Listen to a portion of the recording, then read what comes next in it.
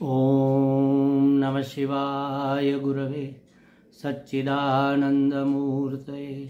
निष्प्रपंचाय शांताय निरालंबाय तेजसे। हरिओम प्रभु जी। आज के इस अध्यात्म परिषद में आप सबका स्वागत है। देखो प्रभु जी,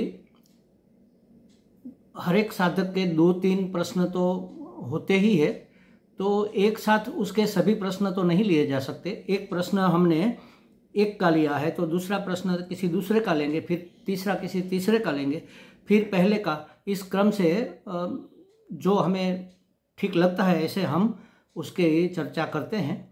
तो आपने जो भी प्रश्न पहले भी भेजे हैं वो सब हमारे पास नोट किए हुए हैं और सबकी चर्चा की जाएगी।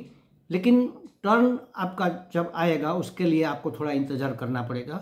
लेकिन आज का जो प्रश्न है वह इसलिए हम पहले ले रहे हैं क्योंकि जो कल हमने पूना महाराष्ट्र वाले जलिंदर तुलसीराम जी का जो प्रश्न लिया था उसकी चर्चा की थी। उससे संदर्भित आज पेटा प्रश्न, उसकी जिज्ञासा लातूर महाराष्ट्र से वीरेंद्र शेट्टी जी की है, तो उसका प्रश्न, उसका समाधान आज कर लेते हैं। कल हमने कहा था कि अंतःकरण जब शुद्ध, पवित्र, स्थिर, एकाग्र होता है, प्रसन्न होता है, तब उसका नाम हृदय होता है। और हृदय की प्रसन्नता होती है तब माने कि स्वच्छता होती है, स्थिरता होती है, पवित्रता होती है, एकाग्रता होती है, तब उसमें परमात्मा का प्राकट्य हमें अनुभव में आता है तो सही वहाँ परमात्मा, लेकिन हमारे अनुभव में इसलिए नहीं आ रहा कि उसमें मैल है, विक्षेप है, आवरण पड़ा हुआ है, चंचलता है। ये सब उसके बाधा रूप लक्षण, इसके बाधा रूप विकार है, उसके कारण हमें परमात्मा का दर्शन नहीं हो रहा। तो आपने पूछा है शेट्टी जी ने कि लेकिन हृदय तो शरीर का एक फिजिकल अंग है, उसमें प्रसन्नता अप्रसन्नता का भाव समझ में नहीं आ रहा है। तो सुनो महाराज जी, जो हमारे शरीर में ऑपरेशन करके निकाला या रिपेयर किया जाता है, उस मांस के लोथड़े का जो हृदय होता है, उस हृदय की बात अलग है। और ये जो बात हो रही है ये है आध्यात्मिक हृदय की। तो महाराज आपने थोड़ा ध्यान दिया होता तो भी आपको पता चल जाता कि अंतःकरण की जो हम बात कर रहे हैं, मन, बुद्धि, चित्त, अहंकार, तो कहाँ मन है हमारा, कहाँ बुद्धि है, कहाँ चित्त है, कहाँ अहंकार है? ऑपरेशन करके कोई निकाल दिखा सकता है क्या? नहीं। ये तो सूक्ष्म बातें हैं, सूक्ष्म शरीर के ये 4 रोल है। वही सूक्ष्म शरीर के ये जो 4 रोल है, मन, बुद्धि, चित्त, अहंकार, इसमें जब शुद्धि आ जाती है, पवित्रता आ जाती है, स्थिरता आ जाती है, एकाग्रता आ जाती है, तब उसी को हम अध्यात्म शास्त्र में हृदय कहते हैं। देखो, आपने रमण महर्षि का नाम सुना होगा। मेरे हिसाब से मैं बता दूं आपको कि इस आधुनिक युग के 3 आधार स्तंभ हमारे अध्यात्म के, मैं ऐसा मानता हूं। भक्ति शास्त्र में रामकृष्ण परमहंस सबसे उत्कृष्ट भक्त आधुनिक युग में हुए। ध्यान योग में, ध्यान विभाग में, ध्यान योग में महर्षि अरविंदो पौंडीचेरी वाले, वो सबसे उत्कृष्ट मैं मानता हूँ उसको। ध्यान के बारे में, ध्यान के विषय में, ध्यान योग में सबसे उत्कृष्ट महर्षि अरविंदो, भक्ति योग में सब, आधुनिक युग के सबसे उत्कृष्ट रामकृष्ण परमहंस, और ज्ञान योग में आधुनिक युग के सबसे उत्कृष्ट महात्मा अगर किसी को मानना है तो मेरी नज़र में रमण महर्षि सबसे श्रेष्ठ है। तो रमण महर्षि जी ने एक बार बताया था, वैसे उसके भक्त उसको भगवान मानते हैं, भगवान रमण महर्षि ऐसा कहते हैं। तो भगवान रमण महर्षि जी ने एक बार बताया था ये आध्यात्मिक हृदय क्या होता है और कहाँ होता है।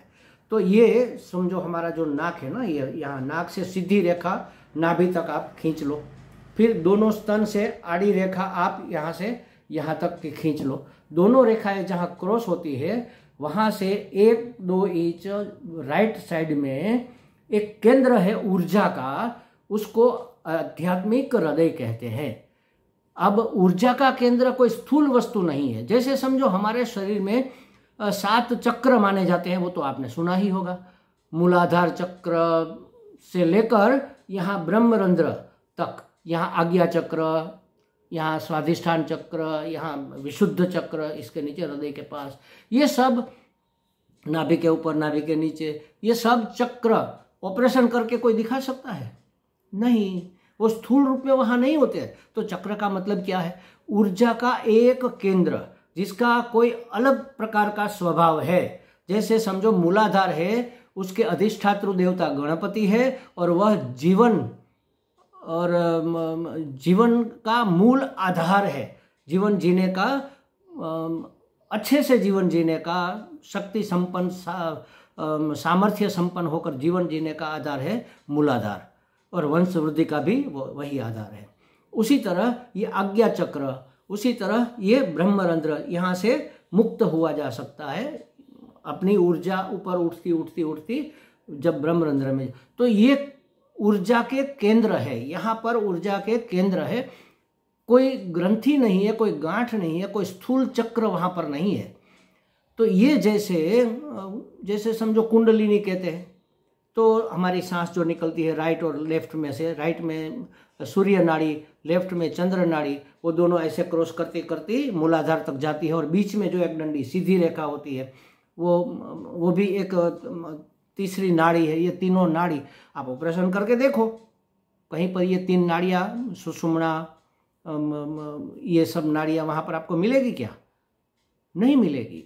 ये ऊर्जा के प्रवाह को बहने का एक रास्ता है, और ऊर्जा मूलाधार से शुरू होकर हमारे ब्रह्मरंध्र तक गति करती है, मतलब ऊर्ध्व गति करती है।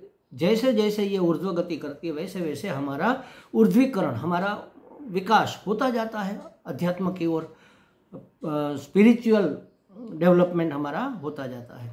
तो वह जैसे ऊर्जा के केंद्र है, वह नाड़ियाँ जैसे ऊर्जा के बहने का रास्ता है, उसी तरह सभी आध्यात्मिक ऊर्जा का मूल केंद्र वो हमारे, मैंने कहा वो जो 2 रेखा यहाँ से थोड़ा राइट में, 1-2 इंच राइट में हृदय नाम का एक केंद्र है, वहाँ पर होती है। ये हृदय कोई स्थूल लोंदा नहीं है मांस का, जो आपने कहा कि ये फिजिकल अंग है। ये फिजिकल अंग की बात, उस हृदय की बात यहाँ अध्यात्म में नहीं है।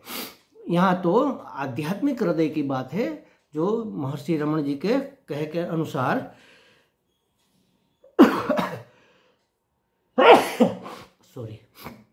हमारे छाती के बीच में थोड़ा राइट साइड में रहा हुआ है। हमें लगता है शेट्टी जी को, वीरेंद्र शेट्टी जी को कुछ स्पष्टता हो गई होगी। हरि ओम।